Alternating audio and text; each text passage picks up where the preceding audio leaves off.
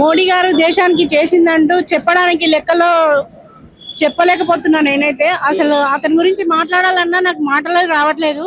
ఒకసారి కళ్ళారా చూసుకొని వెళ్ళాలని నేను ఎక్కడో వికారాబాద్ అవతల నుంచి వచ్చిన. అవును, మోడీ గురించి కేవలం అతని గురించి వచ్చిన, చూడాలనే వచ్చిన. కళ్ళారా ఒకసారి చూడాలి. నడుస్తున్న ప్రత్యక్ష దైవం నా దృష్టిలో మోడీ గారు అంటే. అతన్ని ఒకసారి కళ్ళతోని నిజంగా దేవుడు అంటే ఎట్లుంటాడంటే ఇప్పుడు చూసి వెళ్తే నాకు అంత సంతోషం. నేను ఒక 8 సంవత్సరాలు అయింది పార్టీలో జాయిన్ అయ్యి. నేను ఏ ఆర్థికంగా ఎదగాలని కానీ ఇంకేది కానీ పార్టీలో జాయిన్ చేయలేదు. ఒక్క మోడీ గారు చేస్తున్న ఒక అభివృద్ధి వల్ల, ఆయన చూపిస్తున్న ఏం చేయలేదని అడగండి. అసలు ఆయన ఇది అంటే ఏది చేయలేదు. మాటల ద్వారా చేసేది కాదు, ఆయన చేతలతో చేసి చూపిస్తుండు. అభివృద్ధి అనేది నోటి మాటలు చెప్పే నాయకులలాగా కాదు, చేతలలో చేసి చూపిస్తుండు. ఇంతకన్నా ఇంకేం కావాలి మనకు? ఎవరైనా చేసిరా దేశ ప్రధాని? ఏ ఒక్క దేశ ప్రధాని ఇంతవరకు వచ్చిన వాళ్ళు ఎవరైనా మోడీలాగా ఎవరైనా చిన్న పనులు చేసిరా? అసలు ఇంకేం చేయాలి ఆయన మనకంటూ? ఏం చేయలేదని అడగండి. ఏం ముఖం లేదని రావద్దు ఆయన. ఆయనకి ఏం అర్హత లేదని రావద్దు. ఏం లేదు ఆయన అర్హత. ఎందుకు రావద్దు ఒక కారణం చెప్పండి నాకు. అసలు ఎందుకు రావద్దు ఆయన? ఎందుకు రాకూడదు ఒకటి చెప్పండి మీరు నాకు. ఆయన చేయలేదు ఏంది ఉందని చెప్పండి. ఆయన ప్రధానమంత్రి అయినప్పటి నుండి అయినా గానీ పేదలకు ఉచితంగా బియ్యము, రేషన్, ఉచిత రేషన్ ఎవరు ఇచ్చిరా? అసలు ఇచ్చిరా? ఏ ఒక్క లీడర్ అయిన ఇచ్చిండా? చిన్న చిన్న గ్రామాలల్లో మరుగుదొడ్లు గాని, వీధి లైట్లు గాని, రోడ్లు గాని, ఇంకేమైనా గ్రామాల నుంచి పట్టణాల వరకు చేయని అభివృద్ధి అంటే ఏముంది అసలు? ఆయన గురించి ఇంకా ఏం తెలవాలి? ఏం చేయలేదు అనుకోవాలి. తెలంగాణకి ఎందుకు రావద్దని ఆయన తప్ప ఇంకెవరికి అర్హత ఉంది ఇక్కడ రావడానికి? ఏ ప్రధానమంత్రికి ఉంది? నా దృష్టిలో మోడీ గారిని మించిన ప్రధానమంత్రి ఇంకా ఎవ్వరు కూడా చేయలేదు. అసలు ఆయనకు ఏముందని వస్తాడు? ఎందుకు వస్తాడు? ఏం చేసిందని వస్తాడు?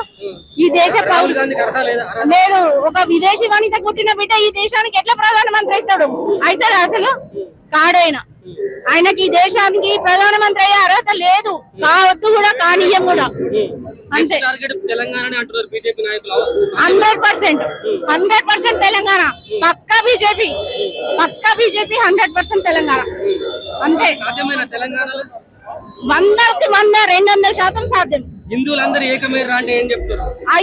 అయ్యారు, ఇంకా కూడా అవుతారు. మరి కులం మీద దాడులు ఎందుకు జరుగుతున్నాయంటే అది ఎవరి తెలివికి వాళ్ళకి సంబంధించింది.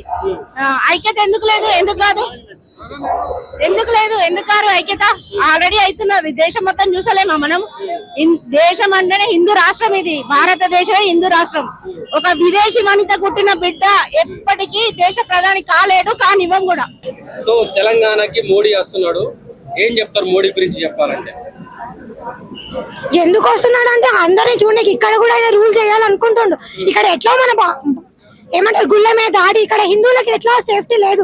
గుళ్ళ మీద, టెంపుల్స్ మీద కొంచెమైనా గౌరవం లేదు. గుళ్ళల్లో ఇక్కడ దాడులే జరుగుతున్నాయి, గుళ్ళు కూల్ చేస్తున్నారు, అన్ని చేస్తున్నారు కదా. హిందువులు లేనప్పుడు ఎట్లా? అందుకని అవన్నీ చెయ్యొద్దు అని చెప్పి ఆయన వస్తున్నారు. ఏ మొహం పెట్టుకొని మీరు అడుగుతున్నారని నేను అడుగుతున్నా. కాంగ్రెస్ వాళ్ళు ఎట్లా అడుగుతున్నారని నేను అడుగుతున్నా. ఏం చేసిలని వాళ్ళు అడుగుతున్నారు? గుళ్ళ దాడులలో ఏ వాళ్ళు చాటుకున్నారు? మరి ఎవరు ఏం మాట ఇచ్చిల్లో అని నేను అడుగుతున్నా. వాళ్ళు తప్పకుండా సాధ్యమే. చూస్తున్నారు, వచ్చినంత యూతే కాబట్టి తప్పకుండా సాధ్యమైతే. దేశ భవిష్యత్తు ఏమంటారు నిరూపించేదే యూత్ కాబట్టి యూత్ తప్పకుండా ఆయనకి అండగా ఉన్నారు కాబట్టి తప్పకుండా అవుతుందని అనుకుంటున్నాను. పరిస్థితి మళ్ళీ తెలంగాణలో రిపీట్ అవుతుందా? పశ్చిమ బెంగాల్లో మమతా బెనర్జీ పీఠం దించిర్రు, ఇవాళ మళ్ళీ తెలంగాణలో ఇక్కడ స్ట్రాంగ్ కంటెస్టర్ నిలబెడితే తప్పకుండా పడిపోరా. చూద్దాం వాళ్ళ రూలింగ్ బట్టి. తప్పకుండా కాంగ్రెస్ అయితే ఎట్లా ఎట్టి పరిస్థితుల్లో ఉంచారు, హైందవులు ఎట్లయినా ఉంచారు అనుకుంటున్నాం మేము.